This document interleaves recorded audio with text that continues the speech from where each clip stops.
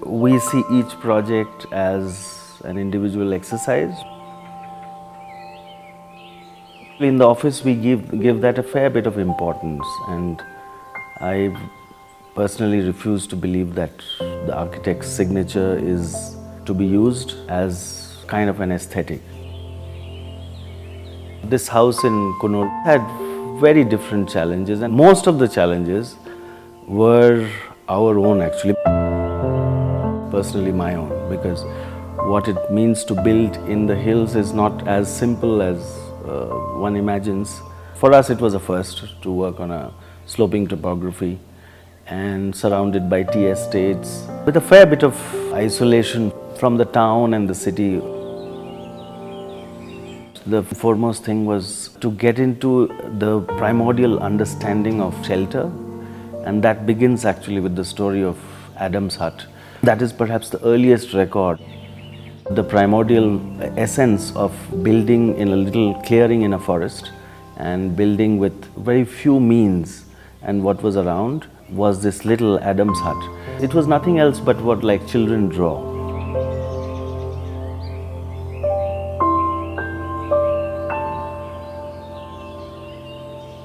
I had seen by then whether it was the tea factories, whether it was the housing for the workers, whether it was the town, whether it was the villages around, the kind of open spaces. So I was driving in on my absorption of the context of the place and the land. That's where it all began. Enjoying a home, and the home which is actually for longish stay, where there is a clear divide of a break between the main home and this. So architecturally it becomes completely different.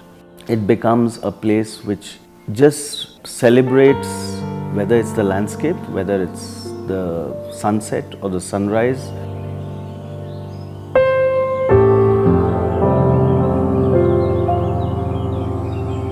The beginning was, for this house, absolutely open-ended. We learn about modern architecture, we learn about vernacular architecture, where there is a very broad stroke which happens. The broad stroke where there is no singular image anymore. In our world, our minds are full of as much of India or the best architecture in the world. And the success of a culture is in absorbing the good things from everywhere and be open. And I think that's where this comes from. So the typology actually emerged with these two blocks, whether they touch the ground or not. They sort of enclose and hug and make a space, which is where you feel secure. The place which is actually the unbuilt became the focus of the house and for social gatherings, which is in between the two blocks. And the blocks, what they do is something like as if it is two homes. So instead of coveting the neighbor's home which you see from your window, both belong to you. How does one use structure and material in an inventive way? Like if I were to say that this is a vernacular house, it is not. If I say that this is a modern house, I would say it's not. Both ways it's not. So it's actually somewhere in between. It's got these parallel concrete walls and you have the whole house floating on it. And that is the structure for the living space, and while the other one gets a very masonry kind of structure which is just sitting plonk on the ground on stone. So the first one, which kind of has a very ambitious view of and a desire for the view of the horizon and the sunset. So it makes a structure which is from early modernism, but the shell completely transforms itself when you look at the material and the details. So it becomes completely handmade thereafter. Everything becomes handmade, whether it's the plaster, which is lime plaster, whether it becomes the roofing, which is the metal hand crimped and folded, which is actually a European tradition. The only other place where it's seen in India is the Kerala temples, where they have roofs in copper. Of course, that work was done beautifully by Jean-Marc, and he brought in that skill which is handmade. In open landscapes, buildings get ravaged by the elements, and they need a design which needs least care once it is made and only very little repairs. So the whole idea actually began with that. One uses simple, not very expensive materials, but really spends time on the details to acquire that, the durability which will make it less worrisome to maintain. There was a famous line by Kurulavarki, our director and influential teacher at SEPT. He used to talk about the architecture of India is the architecture of light. And he always emphasized the fact about that light means also shade and shadow.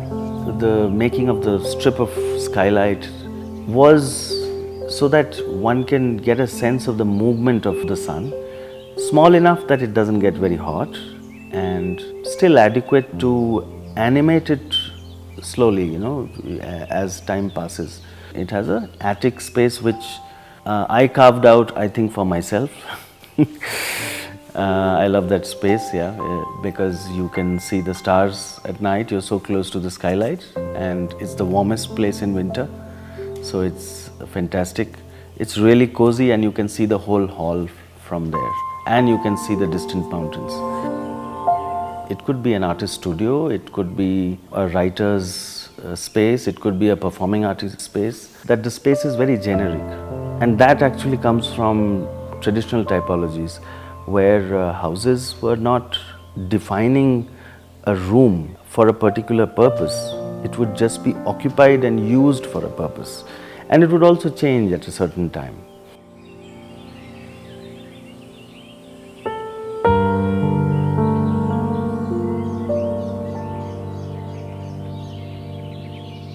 The bedroom block is very functional. The rooms are not rectangular or square. They are actually twisted, and I think that twist comes because it's actually trying to make the space in the middle of the house. So the walls have twisted. The connection is with a glass bridge which goes across, very transparent. Our idea of the landscape actually started with a painting which I had seen years ago, which was Andrew Wyatt's Christina's World. Fairly well known, but a very small piece of work. Then I started investigating about how the wilderness grows. How does one now revive wilderness? So the revival of wilderness is where wildgrass comes in, which is the Nilgiris grass. So it has tremendous advantage. So it is used like a broad stroke on the whole site. And then there are these little sparks of flowers and which give you the visual joy. And the idea of the landscape being very, very natural and just like a wild growth. One is talking about precision and one is talking about where you are deliberately diffusing it in another place. In the other block, we wanted immense amount of warmth and a greater sense of coziness which should come when you're sleeping. So what we did there was the beams themselves, they are exposed and they are not in metal. They are actually a combination of metal brackets and wood. So it creates a different level of warmth when you retire. The place, we still get bisons around who move around the side. So they're on the move as herds. So that's where it started, my fascination with the bison.